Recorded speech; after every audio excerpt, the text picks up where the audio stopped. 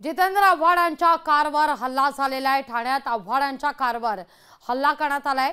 संभाजीराजेंविरोधात वक्तव्य केल्यानंतर हा हल्ला करण्यात आलाय।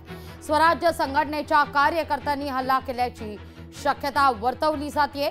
राष्ट्रवादी शरदचंद्र पवार पक्षाचे नेते जितेंद्र आव्हाड यांच्या कारवर हल्ला झालेला आहे। या सगळ्या घटनेनंतर आव्हाड यांनी पत्रकार परिषद घेत या सगळ्याचा निषेधही व्यक्त केलाय।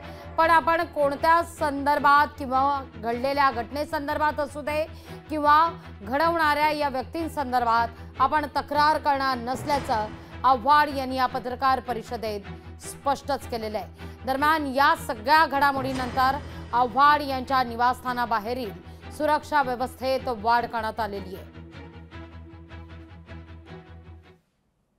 युवराज छत्रपती संभाजीराजे यांचं रक्त तपासावा लागेल, ते छत्रपती घराण्यातले आहे हे अशा पद्धतीचं बेताल वक्तव्य खालच्या पत्री छत्रपती शिवाजी महाराजांच्या घराण्याविषयी केलेलं।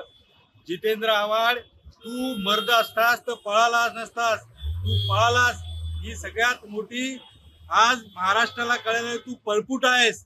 आणि स्वराज्य संघटनेने या हल्ल्याची जबाबदारी घेतलेली आहे। माझ्यापर्यंत कोण येऊ शकत नाही। या आविर्भावामध्ये मुसलमानांच्या मतांच्या लालचेपायी त्या मुंबऱ्याचा पाकिस्तान करणाऱ्या जितेंद्र आव्हाडनं आमचे मार्गदर्शक, आमच्या पक्षाचे पक्षप्रमुख, स्वराज्य पक्षाचे पक्षप्रमुख छत्रपती संभाजीराजेंविषयी बेताल वक्तव्य केलं होतं, अरेरावीची भाषा केली होती।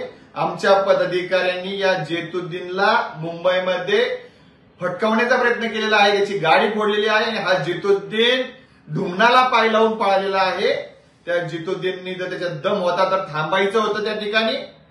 जितुद्दीनला आमचं सांगणं आहे, महापुरुषांविषयी तू बोलू नकोस, महाराष्ट्राचं जनजीवन विस्कळीत करू नकोस, तू सबोर्डिन राहा, अन्यथा येणाऱ्या कालावधीमध्ये तुला या महाराष्ट्रामध्ये फिरणं अवघड होईल। त्यांना वाटत असेल गाडीवर मला दगड मारला म्हणून मी त्यांच्या विरोधात बोलणार नाही, तर आता मी अजून त्वेषाने तीव्रतेने बोलेन।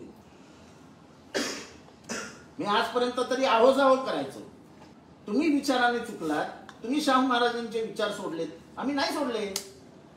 तुम्ही रक्ताचे वारसदार आहात, आम्ही वैचारिक वारसदार आहोत। स्वतःच्या वडिलांनी तुम्हाला बेदखल करून टाकलं, स्वतःच्या वडिलांनी तुमचा निषेध केला। त्यांना फोनही केला तेव्हा ते गडबडीत होते, खूप आवाज येत होते त्यांच्या फोनवरनं, पण ते सुरक्षित आहेत अशी आम्हाला आता बातमी कळाली आहे। त्याच्यामुळे आम्ही खूप रिलीव्ड आहोत। नक्की काय झालं या घटनेची आम्ही डिटेल माहिती घेतोय। मला असं वाटतं आम्ही पोलीस यंत्रणेशी बोलतोय, पोलीसकडून सविस्तर माहिती घेतल्यानंतर आम्ही नक्की त्याच्यावर ऑफिशियल स्टेटमेंट करू। पण जी घटना झाली दुर्दैवी झाली, कशी झाली, काय झाली याची माहिती आम्ही अजून घेतो। माझ्यासोबत जितेंद्र आव्हाड आहेत। सर काय सांगाल, एकंदरीत काल धमकीचा फोन आला आणि आज गाडीवरती हल्ला झालाय। ठीक आहे ना, तो असं कधी कधी त्याच्यात नवलते काय? आपण जेव्हा लढाईची तयारी ठेवतो तेव्हा समोरनं कुठतरी आपल्याशी लढणार आहे हे माहिती असलंच पाहिजे। ही विचारांची लढाई आहे। पुरोगामी महाराष्ट्राच्या विरोधात अनेक जण आहेत उभे आणि त्यांच्या विरोधात उभं राहून महाराष्ट्रातलं पुरोगामित्व टिकवलंच पाहिजे, ही माझी भूमिका आहे। भारतात संविधान आहे, संविधानाने राजे महाराजे बरखास्त करून टाकले, खालसा करून टाकले। हे तर मानाने सन्मानाने त्यांचं जे नातं आहे शिवाजी महाराजांबरोबर, राजर्षी शाहूंबरोबर, त्याच्यासाठी त्यांना आहोजाव करायचं। पण ज्यांनी राजर्षी शाहू महाराजांच्याच विचारांचा अपमान केला त्यांना आहोजाव म्हणून का त्यांना मोठं करायचं? जितेंद्र आव्हाड पळकुटे आहेत असं स्वराज्य संस्थेचे म्हणतात। कुठे यायचं ते सांगा, एकदा येतो मी। तुमची 4 पोरं, माझी 4 पोरं, चला। का नाही थांबली? तुमची पोरं उलटी का फिरून गेली? मी जेव्हा गाडी पुढे नेऊन थांबवली तेव्हा तुमची पोरं उलटी का फिरून पळून गेली? कारण मला कळलंच नाही काय झालं। आणि मी तर पुढे बसलेलो होतो ना, मागणं काय दगड मारतं, पुढनं मारायचा ना। गाडीवर हल्लाच करायचा होता तर पुढनं मारायचा होता, गाडी थांबून हल्ला करायचा होता।